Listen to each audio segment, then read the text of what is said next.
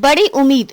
जमीयत उलेमा ए हिंद के अध्यक्ष मौलाना अरशद मदनी के मुसलमानों के साथ नेतृत्व पदों में भेदभाव के आरोपों ने सियासी तूफान खड़ा कर दिया है।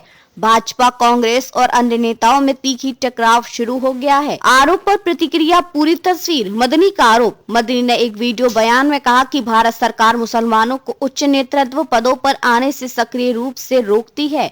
उन्होंने उदाहरण दिए, न्यूयॉर्क की मेयर जोहरान ममदानी और लंदन के मेयर सादिक खान ये दिखाते हैं कि मुसलमान नेतृत्व कर सकती हैं, लेकिन भारत में मुसलमान एक विश्वविद्यालय के कुलपति तक नहीं बन पाते।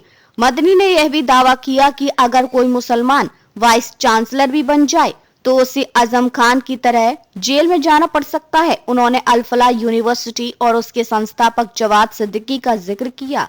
उनका कहना है कि आजादी के बाद से ही सरकार मुसलमानों को आगे बढ़ने से रोकने की कोशिश करती रही है, इसलिए लोग कहते हैं कि मुसलमानों में नेतृत्व के गुण नहीं है। भाजपा की कड़ी प्रतिक्रिया।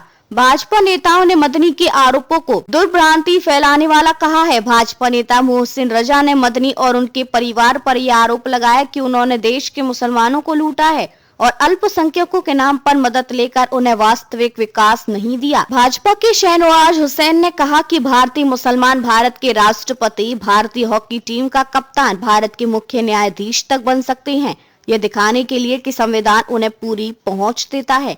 अन्य प्रतिक्रियाएं। कांग्रेस नेता उदित राज ने मदनी का समर्थन किया। उन्होंने कहा कि कुछ लोगों की गलतियों की वजह से पूरा समुदाय निशाने पर नहीं होना चाहिए।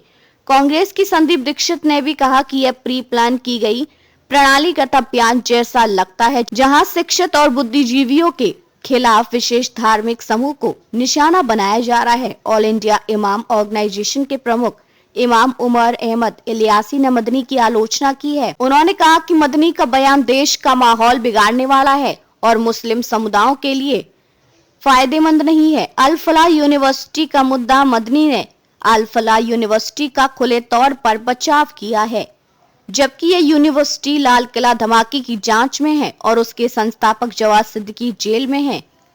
भाजपा उनका यह बचाव आतंकवाद के मुद्दे पर विक्टिम कार्ड खेलना बता रही है। विश्लेषण और संभावित निहितार्थ।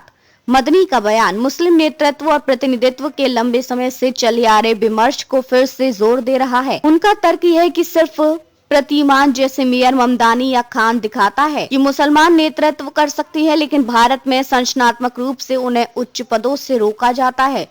भारत की प्रतिक्रिया यह संकेत देती है कि वे मदनी के आरोपों को राजनीतिक एजेंडा या भय राजनीति के हिस्से के रूप में देख रही है। खासकर लूटने के आरोप और भ्रम फैलाने के तर्क के माध्यम से कांग्रेस और अन्य विपक्षी नेता मदनी के बयान को संघीय और धार्मिक अल्पसंख्यकों की ओर से सचेतता जगाने की चुप्पी की आलोचना के रूप में पाठ कर रहे हैं। अल फलाह यूनिवर्सिटी, जिसे मदनी ने बचाया है, एक संवेदनशील बिंदु है क्योंकि यह सुरक्षा जांच के दायरे में है। इसका मतलब है कि मदनी की बातों में राजनीतिक और कानूनी दोनों स्तरों पर तनाव है।